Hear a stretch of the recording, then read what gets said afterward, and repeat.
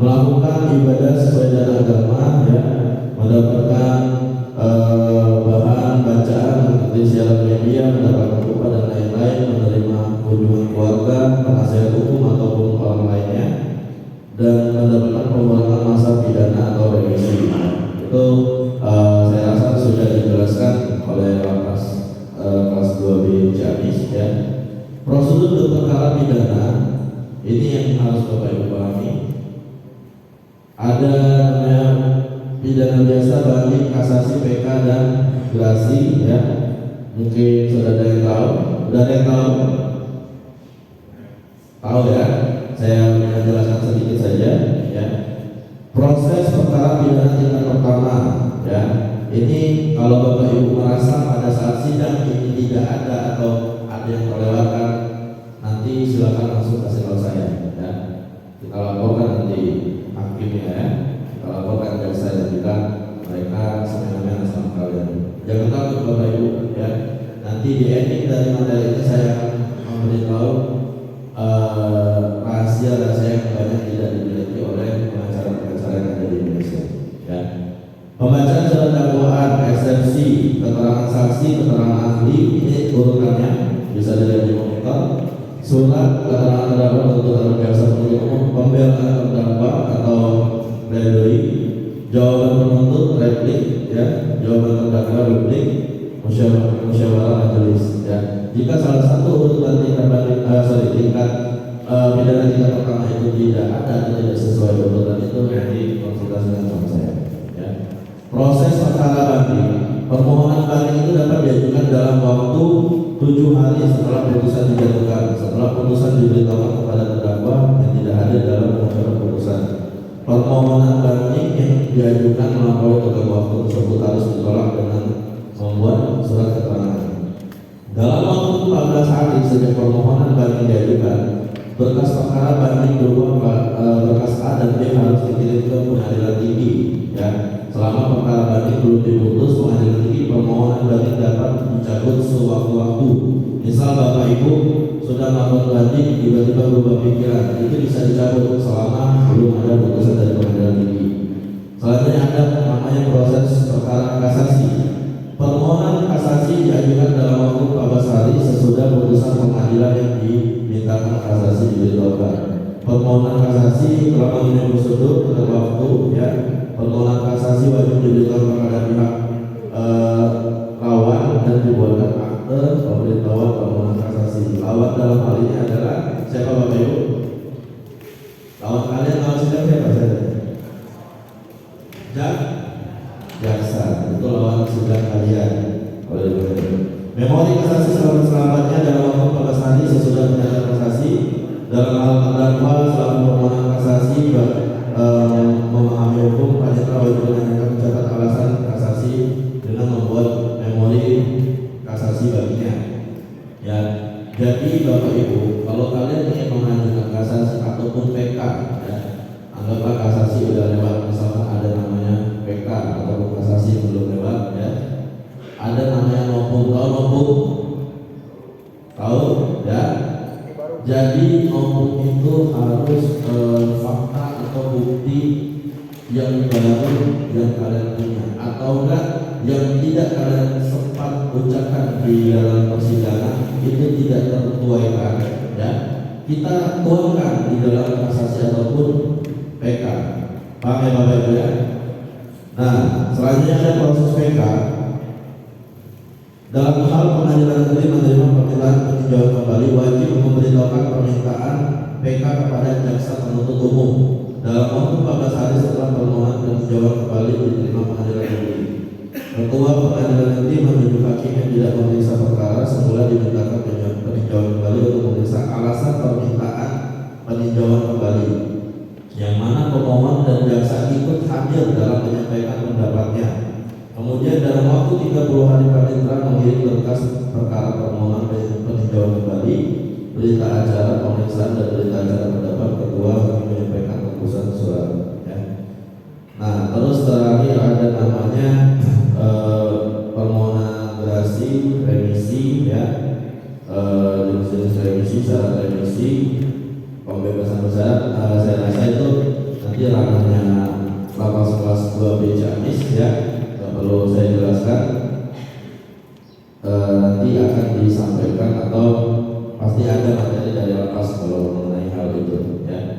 ada namanya lagi CB ya, ada asimilasi dan lain-lain ya. Syarat-syaratnya semuanya itu dalam keadaan kepada petugas lapas PSBB di Ciamis ya. Nah, dari penjelasan saya ya, saya ingin menyampaikan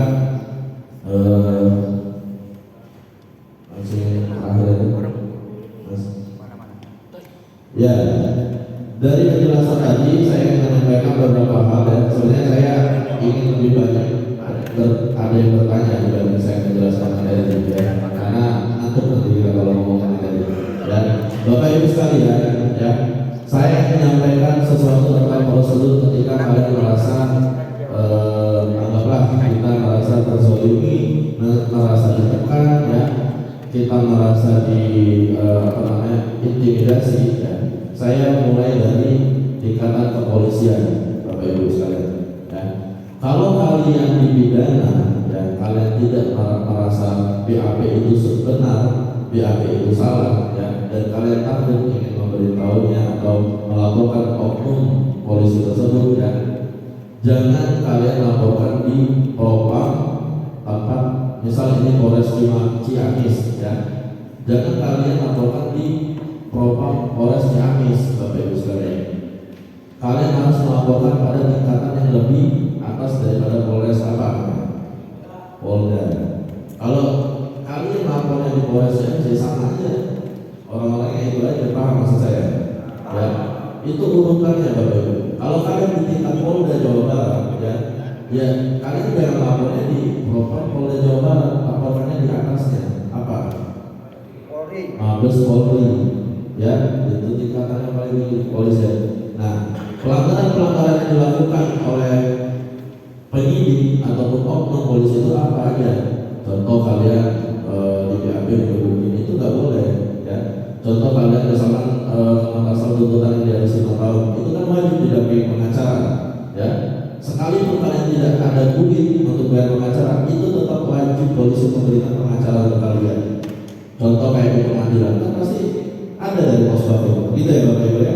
Nah, kalau kalian tidak mendapatkan hak itu ya, laporkan ya, jangan takut, apalagi kalian sudah di sini, apalagi yang kalian takuti ya. Saya tahu betul setiap warga binaan ya ataupun narapidana tahanan itu pasti mempunyai unek-unek tersendiri tentang selama. Saya tidak mengatakan kalian benar ya, tapi saya bicara tentang hak kalian, paham Bapak Ibu ya. Selanjutnya kepolisian, misal selama penyidikan ada yang janggal, laporan mana? Wasidik Bapak Ibu ya, ada namanya Irwasum ya, dan lain-lain gitu. Kalau tentang tingkah polisi, tentang tingkah penyidik ya laporkan di propam, tapi kalian harus memahami strategi pidana. Dalam pidana itu ada namanya strategi pidana, hukum pidana ya. Gimana caranya orang bisa jadi tersangka, gimana caranya orang bisa bebas dari jeratan pidana, semuanya ada strategi, ada apa namanya itu tingkatan-tingkatannya itu. Selanjutnya tentang kejaksaan ya Bapak Ibu. Kadang jaksa ini sesekali risih sama apa namanya terdakwa yang gonta-ganti pengacara, gonta-ganti orang buat ngobrol ya Bapak Ibu ya. Nah, kalau kalian merasa selama kalian sidang menjadi jaksa penuntut umumnya aneh-aneh ya, jaksa penuntut umumnya tidak sesuai dengan BAP kalian di kepolisian ataupun berubah dari laporkan, ada yang tahu laporkannya di mana? Nggak ada yang tahu. Apa? Kalau jaksa itu melapornya di Janwas ya, jaksa pengawas ya, jaksa atau pengawas Kejaksaan Agung Republik Indonesia ya, atau di inspektorat kejaksaan ya. Itu kalau kalian merasa selama dalam perkara pidana kalian ada hal yang tidak adil atau terjanggal, paham ya Bapak Ibu? Selanjutnya hakim. Kalau Bapak Ibu mau tahu, hakim yang kemarin baru viral ya, yang kasus pembunuhan yang ceweknya disiksa di Surabaya ya, di Surabaya diseret pakai mobil di mobil diseret, digebukin, dipukulin perempuannya, CCTV ada, saksi ada, unsur pidananya sudah terpenuhi ya. Cuma kenapa hakimnya berani membebaskan bahwa si terdakwa itu tidak bersalah? Ya, apa alhasil apa yang didapatkan hakimnya? 3 hakim yang memutuskan perkara itu dalam perkara di Surabaya, di Pengadilan Negeri Surabaya itu dipecat. Ya, kalau Bapak Ibu mau tahu, ini baru banget ceritanya, baru kemarin ya. 3 orang hakim itu dipecat. Laporan hakim di mana? Ya, di KY. Ya, apa KY? Komisi Yudisial. Atau kalian merasa pegawai pengadilannya aneh-aneh? Ya, kita sama tahu aja, kita sama paham ya. Minta sekian atau sekian, enak kalau dari kasih sekian sesuai keputusan. Ya, Bapak Ibu. Ya, kalau kalian merasa ada bukti dan lain-lain ya, laporkan di BADILU, Badan Pengawas Peradilan Umum. Kalau di tingkat pengadilan agama ada juga Badan Pengawas Peradilan Agama, ya, itu di Mahkamah Agung Republik Indonesia, Bapak Ibu sekalian. Ya, jadi yang saya sampaikan beberapa hal ini adalah mengenai tentang upaya-upaya yang dapat kalian lakukan. Ya, upaya-upaya yang dapat kalian lakukan ini dapat mengurangi masa-masa tahanan atau tuntutan kalian. Itu Bapak Ibu. Ya. Nah, terakhir dari saya mengenai yang kalian larang itu adalah tentang dalam ITE. Ya. Asal kalian tahu, ketika kalian merasa pelapor ya mencemarkan kalian ya, membuat malu keluarga kalian ya, kalian sudah didapatkan hukuman pidana, kalian sudah mendapatkan pidana, tapi kalian diviralkan berlebih-lebihan ya, kalian dapat menuntut pelapor itu dengan pencemaran nama baik ya, di pasal 27 ayat 2 Undang-Undang ITE ya, dengan ancaman hukuman 5 sampai 9 tahun penjara dan denda 1 miliar ya. Jadi alangkah banyak Bapak Ibu sekalian yang dapat kalian lakukan, upaya hukum yang dapat kalian lakukan untuk mendapatkan apa itu justice ya. Kalau saya ngomong justice, mungkin nanti saya terlalu munafik kalau ngomongin tentang keadilan ya. Tapi sekali lagi di sini saya sampaikan, saya memberi ada sesi 10 pertanyaan Bapak Ibu sekalian ya. 10 pertanyaan, saya mau bertanya ataupun yang tidak sempat silakan itu pertanyaannya sama rekannya ya.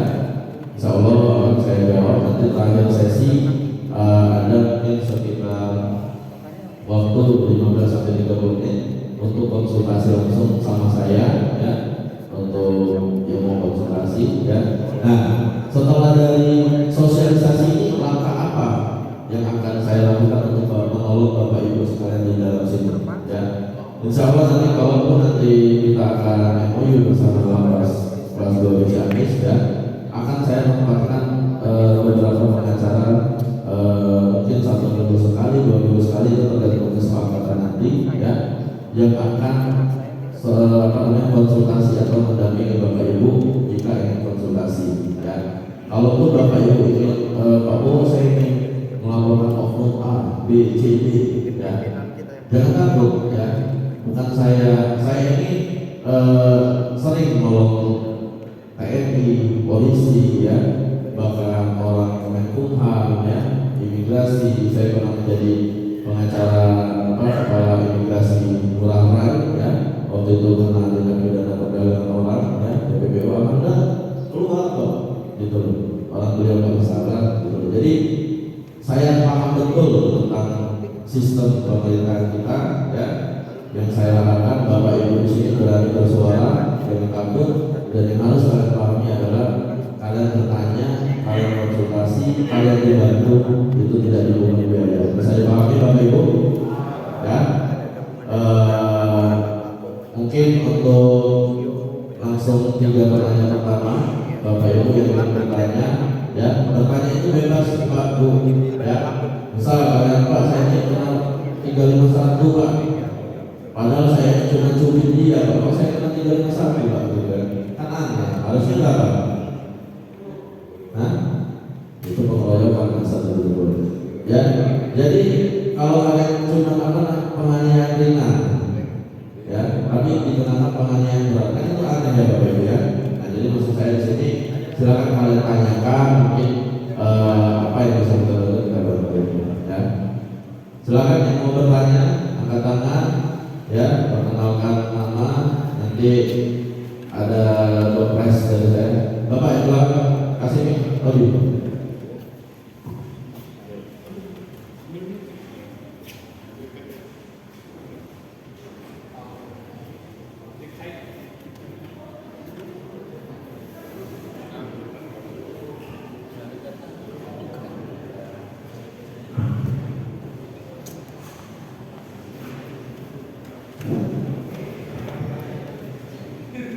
Selamat pagi.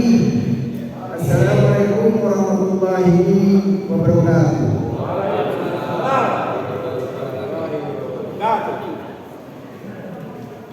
Terima kasih Bapak Pimpinan Harimau atas kesempatan yang diberikan kepada saya. Nama saya Muhammad Osman dari Ciamis. Saya ingin menanyakan atau ingin penjelasannya dari Bapak. Kasus saya kan tuduhan di luar itu adalah pasal 29 yang tuntutannya maksimal 5 tahun.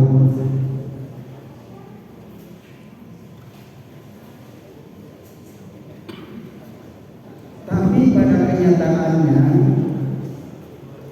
saya dituntut dengan Undang-Undang Nomor 1 Tahun 1945, sehingga saya divonis maksimal 10 tahun.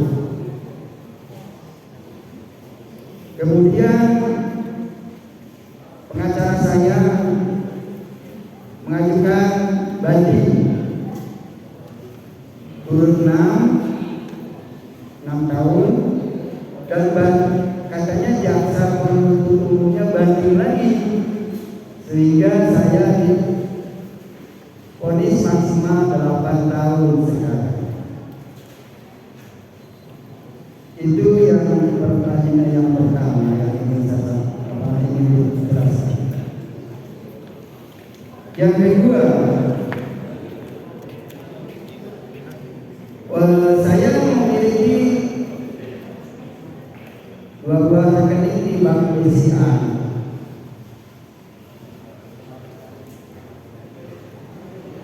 Nah, itu saya sebagai narapidana atau sudah jadi napi,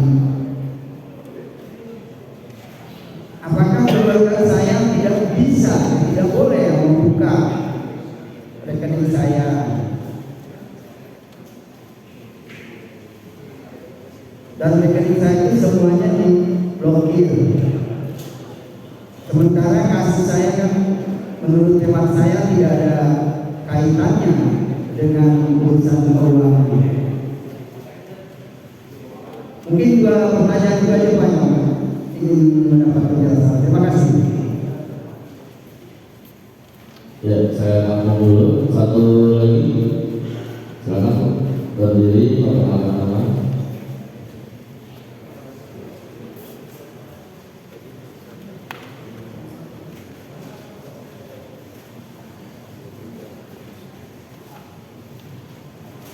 Assalamualaikum warahmatullahi wabarakatuh. Nama saya Sri Wulandari Rizky Eka. Saya berasal dari Jakarta. Saya masih proses sidang, sidang sudah mengenai jawaban eksepsi. Yang saya ingin tanyakan, itu saya tidak berjualan, tapi ada bentuknya atau ini. Yang ingin saya tanyakan, kami ini kan satu SPK 5 orang nambah. Itu 1 orang utama DPO, bahkan 2 orang DPO. Kemudian saya sendiri hanya sebagai penghubung mediator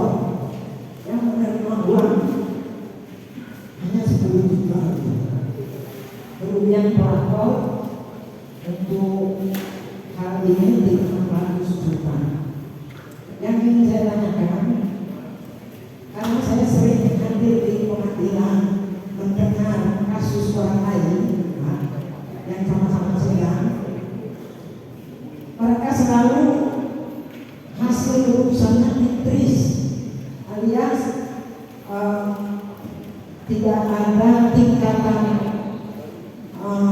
tersangka dengan masing-masing perannya, tetapi jaksa dan hakim memutuskan tris untuk keseluruhan, berapapun yang dia terima atau berapapun atau persalahan yang tidak ditris satu SPK. Nah, yang kami tanyakan, apakah ini adil untuk seorang yang sedang mencari keadilan di negeri ini? Itu Pak. Sementara yang saya rasakan, saya hanya menghubungkan SMK mana yang akan mendapatkan bantuan. Dan saya sudah tahu kalau itu ternyata proyeknya tidak jadi. Gitu. Saya dapat uang profesional yang 10 juta. Demikian Pak. Terima kasih. Assalamualaikum warahmatullahi wabarakatuh.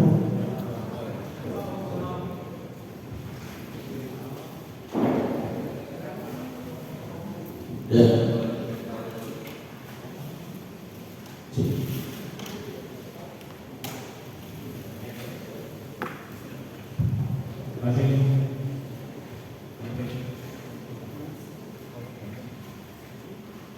Terima kasih Bapak Narasumber yang mungkin perkenalkan saya berpidana khusus korupsi.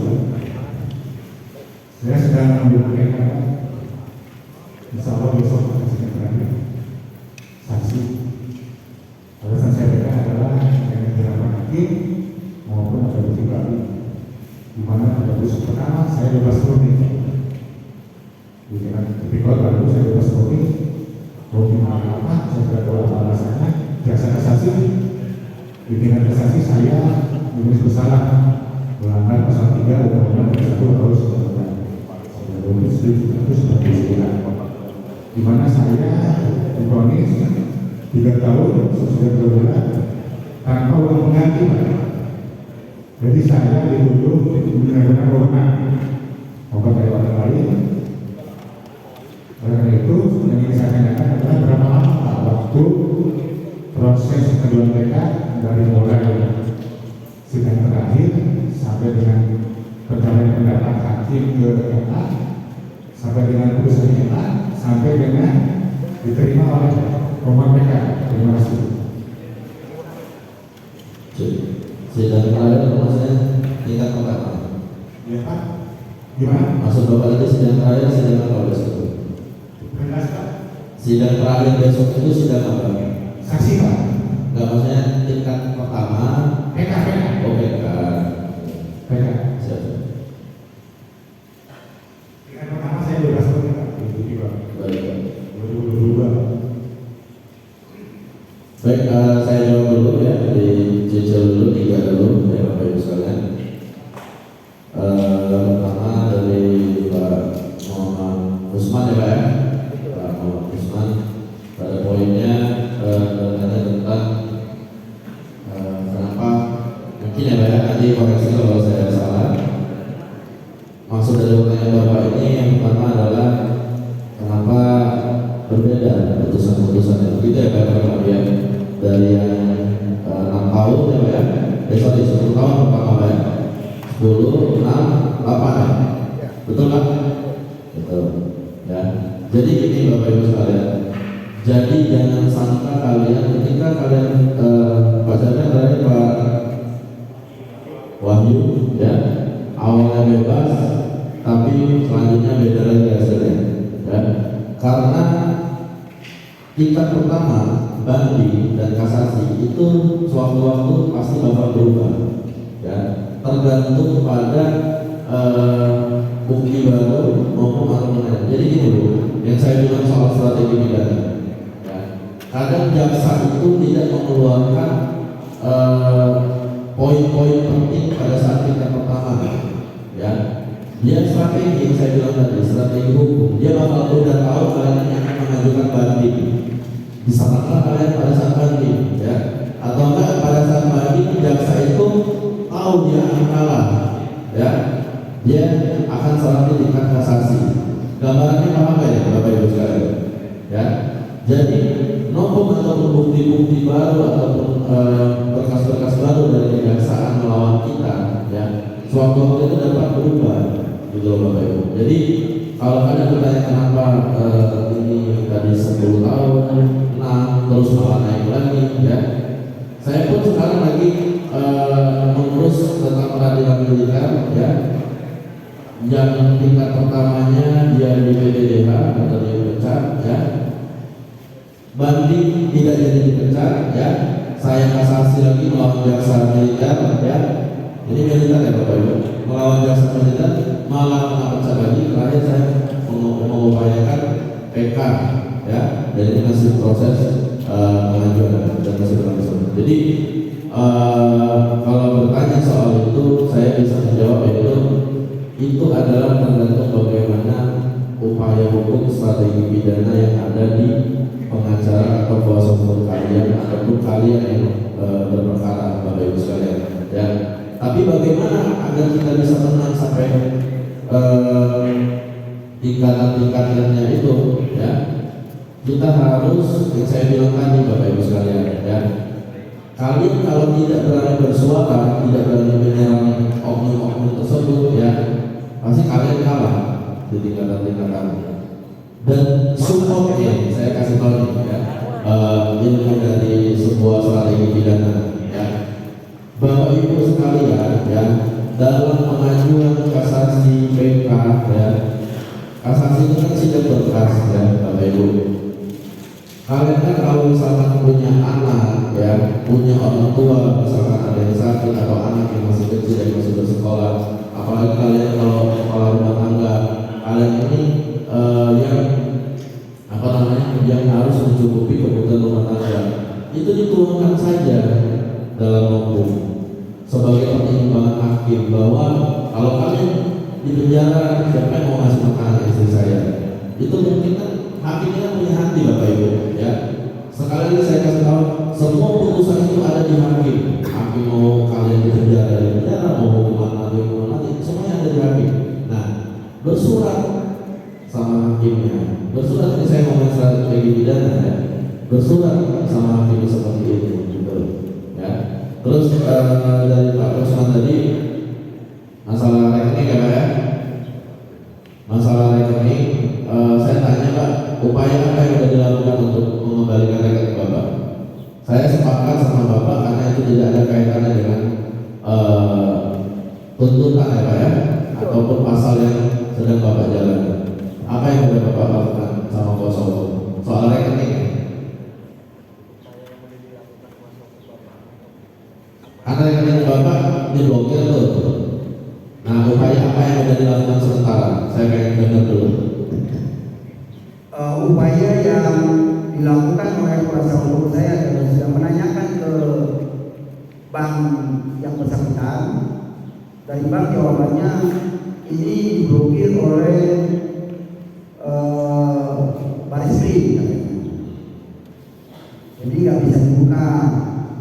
Jadi selama ini saya tidak bisa mengambil uang itu, dan apakah uang itu nantinya akan hangus atau masih bisa diupayakan atau bagaimana? Baik Pak. Bank apa Pak? Dua rekening bank apa aja? BCA semuanya. Oke. Baik Pak Ustadz, ini pengetahuan terkait.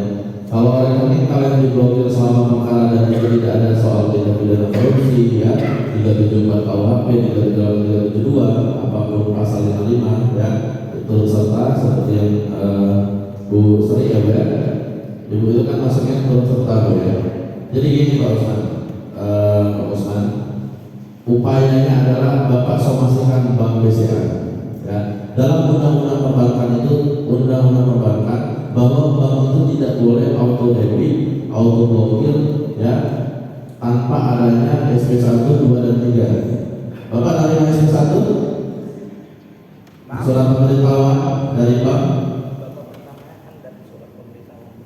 Oh tidak. Nah, itu salah prosedurnya Bapak. Ya. Ya. Jadi Bapak langkahnya, Bapak bilang sama kuasa hukumnya, ya, atau nanti Bapak saya kasih tahu caranya, ya, somasikan Bank BCA, ya, somasikan Bank BCA buat permohonan Baris Krim Polri juga. Kenapa ini tak penjelasannya? nanti dikasih SP3D dari Baris Polri. SP3D itu adalah surat pemberitahuan tentang penyelidikan kenapa ATM atau rekening Bapak diblokir. Tapi saya terus terang Pak, hubungan diblokir itu menurut saya tidak ada hubungannya, ya. Jadi Bapak berhak menuntut BCA dalam hal ini. Mohon izin Pak, Ya. sekarang saya ini tidak bisa bergerak karena saya bilang Ya. gimana? Kan Bapak ada kuasa hukum loh. Kalau memang ya nanti setelah sesi ini ya Pak ya, sebenarnya yang Bapak tanyakan itu sama kayak klien saya Pak ya. Nanti saya lihatkan dari handphone saya ya Pak ya, dari handphone saya contoh pengajuannya.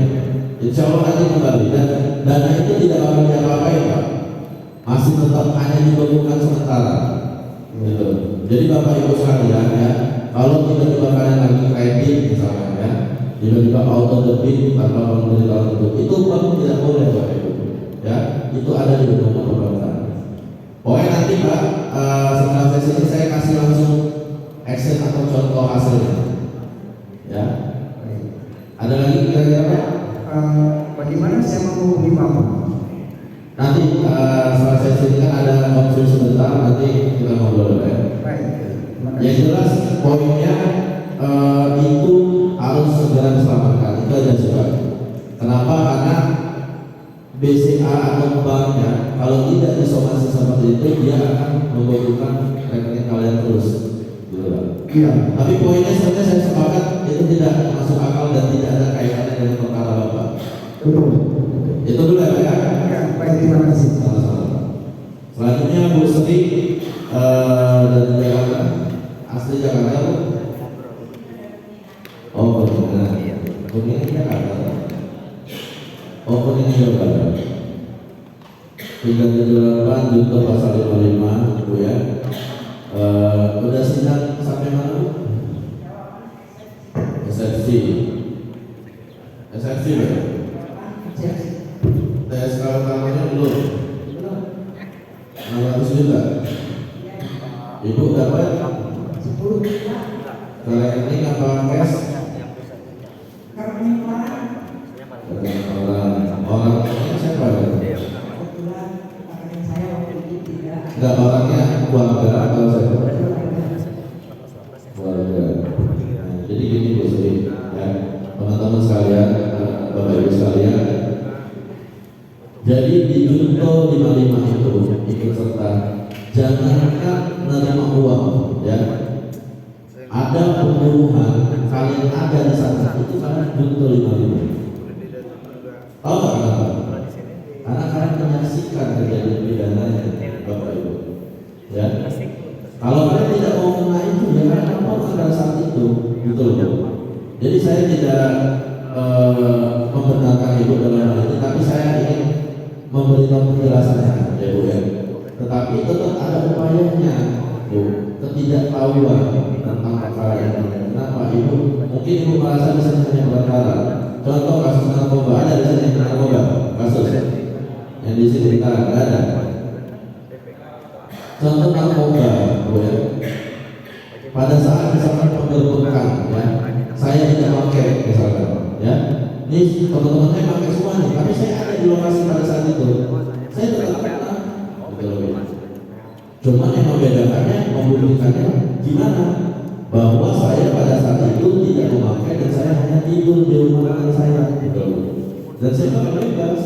Kenapa? Gimana cara membuktikannya? Mereka mau dari saya periksa nanti. Nah, kurang lebih begitu gambarannya. Nah, kalau mau Junto 55 ikut serta itu banyak yang saya umpamakan. Kalau dalam 378 KUHP ya, penipuan. Kalau Ibu sebagai perantara mengenalkan ketika orang itu menipu, itu mungkin Ibu kena Bu. Nah, tapi bagaimana cara menolong Ibu ya? Ibu punya anak umur berapa? Yang ada yang masih sekolah? Ibu baru pertama kali dipidana. Itu semuanya bisa jadi pertimbangan hakim Bu. Kan Ibu nanti kan ada jawabnya kan, menyatakan kepada hakim, Ibu sampaikan semuanya itu. Saya tidak tahu yang mulia, saya ini yang mulia, ya. Kan kalian pasti sering dengar Bapak Ibu, ini dikurangi penjaranya karena atau kelakuan baik selama persidangan, nanti maksud saya kan? Nanti nggak maksud saya kan? Ya, berkelakuan baik di persidangan itu adalah kita tidak mempersulit hakim, ya, tetapi kita menjelaskan benar-benar sama hakim bahwa meyakinkan hakim saya ini baru pertama kali loh bekerja. Tapi kan sekarang banyak ya, walaupun kita kerja Ya, jadi saya ini baru pertama kali yang mulia di pidana. Jadi itu tergantung pada kita sebagai terdakwa. Nah, jadi Bu Sri, ya, kalau Bu Sri nanti didampingi kuasa hukum, didampingi, ya, bilang sama kuasa hukumnya, ayo Pak, minta tolong, ini tangan saya ya, ini langsung saya jawab dan saya kasih saran ya. Ibu ungkapkan faktanya, ya. Ibu mohon kepada LPSK. Ibu itu bisa jadi justice kolaborator. Ya, Ibu sampaikan semuanya, iya Pak, saya mengaku salah. Ya, justice kolaborator itu ada yang tahu di kasus apa? Waktu Verdi Sambo. Ya, kalau tidak ada justice collaboration itu, ya, tidak akan terungkap itu perkara Verdi Sambo itu. Gitu. Jadi itu Bu, minta sama kuasa hukumnya, ya. Kalau kuasa hukumnya nggak ngerti cara mengajukan LPSK, nggak paham caranya, ya, suruh hubungi saya. Nama saya ada, Prabowo Febrianto, ya, di Instagram, ya, ada, di TikTok ada, ya. Nanti Bapak Ibu bakal lihatlah saya di itu gimana, silakan tanyakan, nggak apa-apa, ya. Bapak Ibu di sini yang punya kuasa hukum, saya tidak segan-segan untuk memberikan saran, ya, kepada kuasa hukum kalian. Jangan takut, ya, paham Ibu, ya. Jadi sekali lagi Bu, bukan masalah ngomongin keadilan Bu, tapi itulah hukum, ya. Hukum ini mengatur semua kehidupan kita. Orang salah parkir aja itu ada undang-undangnya Bu. Bapak Ibu kalau mau tahu saya pakai mobil, saya cipta orang di pinggir jalan, itu ada undang-undangnya. Benar saya, sepele, tapi ada itu undang-undang lalu lintas. Betul. Jimat orang loh, ada loh. Jadi sekali lagi jadikan semua itu pelajaran, ya Bapak Ibu sekalian. Tetapi saya hadir di sini untuk mengupayakan hak-hak kalian. Amin. Selanjutnya tadi Pak Wahyu, ya Pak ya. Proses PK sebenarnya sudah saya jelaskan tadi Pak di layar, ya. Pada poinnya di sini, kalau Bapak besok ya sidang, ya, kira-kira mana? Kasus apa tadi Pak?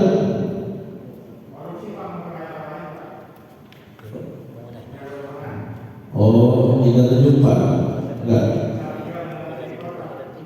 Oh, pasal 399.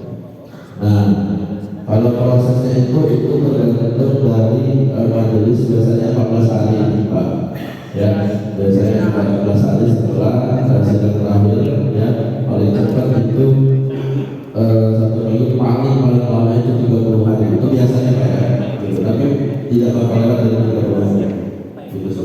Itu aja pertanyaannya, gitu. Ya semoga aja bebas ya Pak, ya. Kalau awalnya udah bebas semua kita,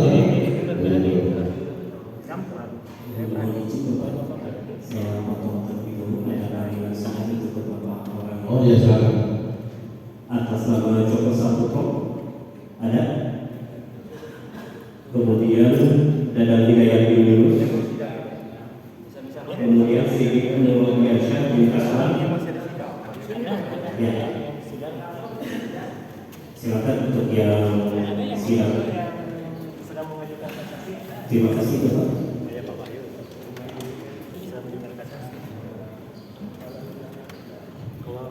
Ya, 3 pertanyaan tadi, coba berdiri. 3 pertanyaan pertama tadi, Silakan Pak Wali untuk berdiri. Yang pertanyaan sebelumnya ya Pak? enggak ya, ini tadi kan saya bilang ada door prize ya. Bapak Ibu berdiri dulu. Saya ada training sedikit, silakan ambil. Ya. Pak Wali, Kalau ini diambil dari Bapak Prabowo, semoga bisa berkembang dan mendapatkan penggantian yang lebih berlipat ya Pak. Ya, siap. Ada nanti dimasuk ya, nanti Ya, terima kasih Pak. ya, jadi sesuai yang saya bilang ada toples dari saya untuk yang bertanya. Silakan Pak. Bismillahirrahmanirrahim. Assalamualaikum warahmatullahi wabarakatuh. Nama saya Yahya Bapak. Saya di sini divonis selama 2 bulan di sebulan subsidi. Kasus saya di PPA perlindungan perempuan. Saya guru SMP negeri Ciamis. Saya guru BK. Dan sampai tahun 2023 belum lahir ya. Saya ingin bercerita dari awal. Saya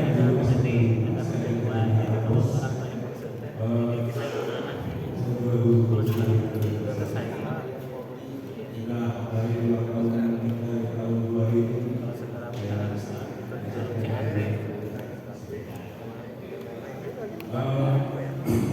awalnya pada tanggal 25 pada tanggal 5 Desember tahun 2022 saya dipanggil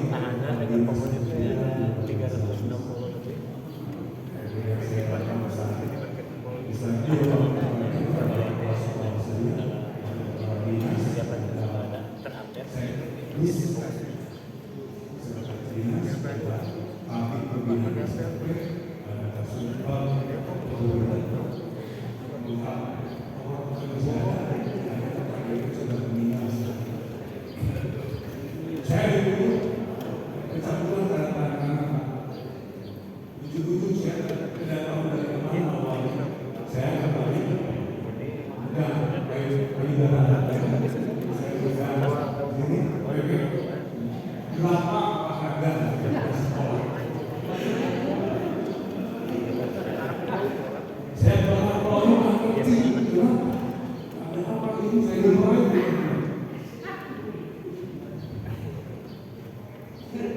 Saya waktu itu merasa lebih dan perasaan apa? Kemudian saya meminta karena saya menerima dan ini kesempatan kembali. Kemudian saya minta tolong pertemuan saya dengan anak di korban. Kemudian pada tanggal 19 Desember 2022 diadakan pertemuan saya dengan banyak korban anak-anak. Di situ semua guru, usaha dan sekolah semua yang hadirkan Bapak. Ada pemilik sekolah, pemasaran, pejabat dan semua yang hadirkan. Mohon izin Bapak persingkat sedikit ya, nanti kalau lengkap nanti pas konsultasi ada sini. Iya. Ya. Maksud saya langsung ke pertanyaan, tapi saya sudah paham. Ya. Waktu itu ditanya, tidak satu orang pun yang mengaku sabab pokoknya di satu sudut di prima atau di pihak. Akhirnya clear masalah itu. Tapi bohong. Ya. Cuma sekarang saya harus pindah dan saya terima. Saya terima. Karena saya tidak berusaha. Saya jawab saya bisa, saya mau dipindahkan kemana saja. Asalkan bersihkan dulu mobil saya. Saya berpindahkan. Kalau saya berpindahkan pada waktu itu, saya tidak mengakui. Itu pikiran saya. Nah selanjutnya muncullah berita viralkan bahwa saya membagi 40 orang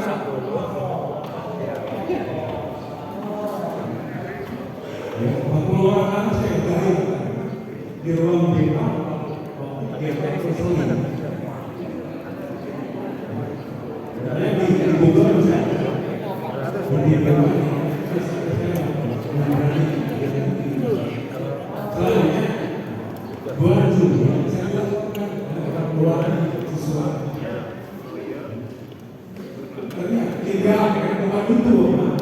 Tapi nama sepakat beda lagi. Mohon maaf Bapak, langsung pertanyaan. Ya. Dan saya kalau nama sepakat, saya bilang, Ya. saya tidak melakukan, saya bilang emang dan BAP